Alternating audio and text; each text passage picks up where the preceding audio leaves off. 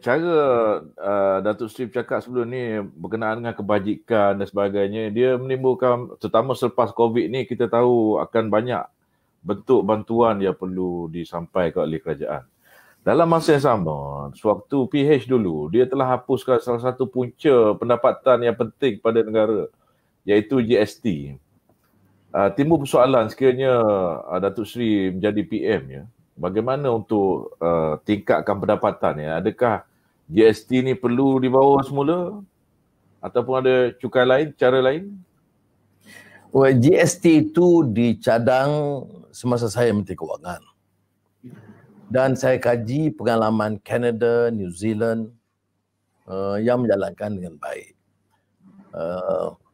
Tetapi dalam masa itu saya menangguhkan. Ya.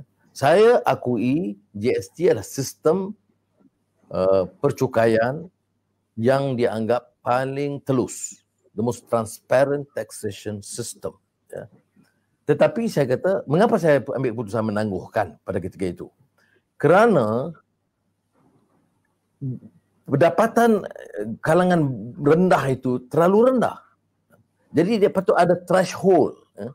Maknanya katalah pendapatan masa itu kita fikir kalau cecah RM3,000 minimum, itu bolehlah kita mula GST.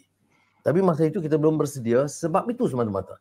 Saya kata kita harus tangguh sehingga keadaan ekonomi itu, masa itu ekonomi masih segar kan. Saya kata kalau bagi dalam mungkin 5-6 tahun, itu dah ekonomi meningkat dan gaji minima pun meningkat, kita boleh. Sebab bila kita gunakan transparent taxation system across the board, yang tak nampak, sebenarnya semua bayar ni.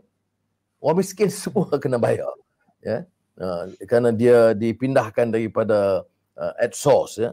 Dia sistemnya transparent. Itu sebabnya saya menangguhkan kerana ia tidak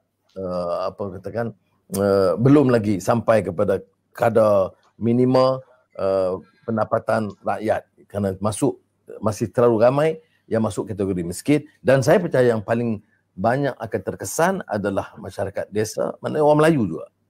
Tetapi mungkin pada masa itu kita pindah itu agak mendadak sedikit.